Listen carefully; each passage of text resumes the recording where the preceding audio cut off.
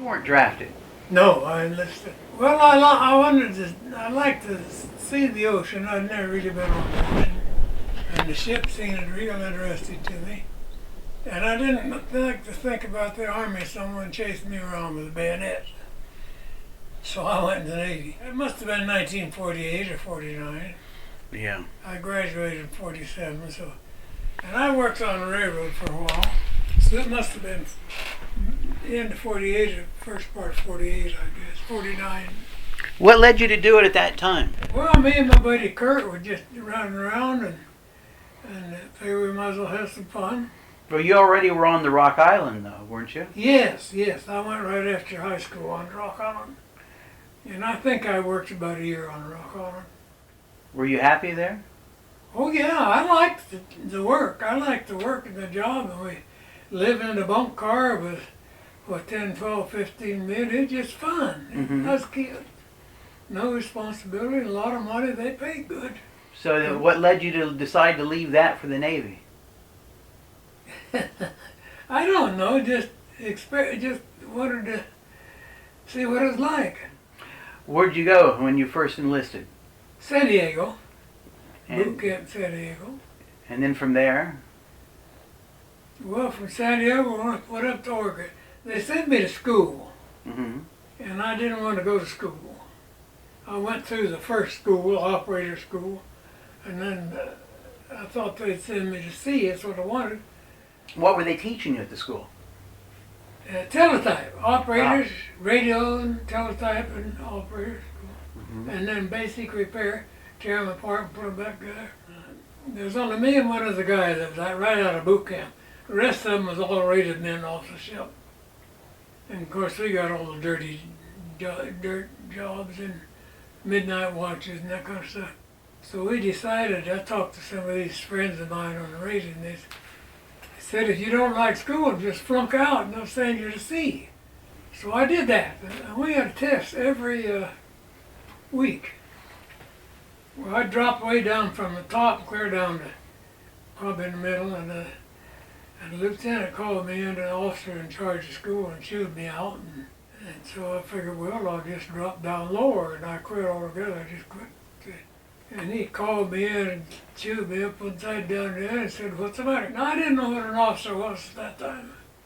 And I told him, well, I just don't like your school and I don't intend to stay at it. He said, you won't.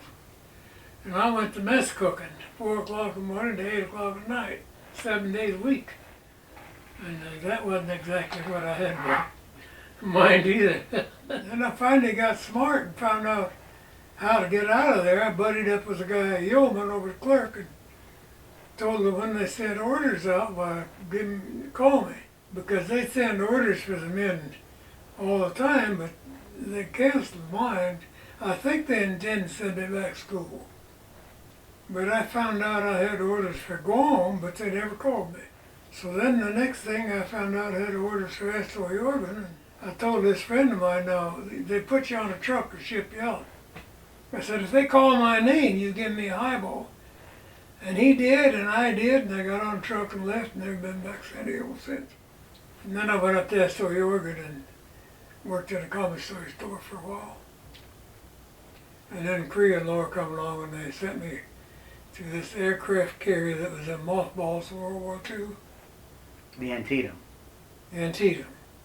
And we cleaned it up and got rid of all the stuff, obsolete that was on there. When they put them in mothballs in World War II, they just closed the hatch of the door and sealed it and left everything in there. I had a 100-man working party. Couldn't keep them, they all disappeared, about 20. We put all that junk in a truck, box it up and label it, and I'd go with a truck over to the separation center in Oakland and get rid of it. And then we started getting new. We'd have barges alongside the ship and off in the bay, and trucks, semis on the dock, and they were putting that stuff on the flight deck and hangar deck. Mm-hmm. And they just filled it full of stuff. And see, they called all these reserves in. Well, they had first-class officers, first-class pay officers, second class, third class, they called them back and had nothing for them to do, so they gave them to me to work party. Well, here I was just a boot trying to work in ready business. Didn't work very good. they just disappeared. You couldn't keep track of 100 men anyhow. Was there a lot of mold and rats and things like that? No, no. It was clean ship. Just Mm. had a lot of obsolete stuff on it. Mm. Yeah, it wasn't nothing like that. And it had been in the mothballs long, probably from about 1945, 46, or 47, long in there. How long did it take to get it seaworthy? Oh, it was probably within 6 months we was out on shakedown. Mm. Actually, I enjoyed it. It's interesting. That's the ships, the aircraft carriers, interesting piece of equipment. And the job they assigned me, I had to run of the whole ship.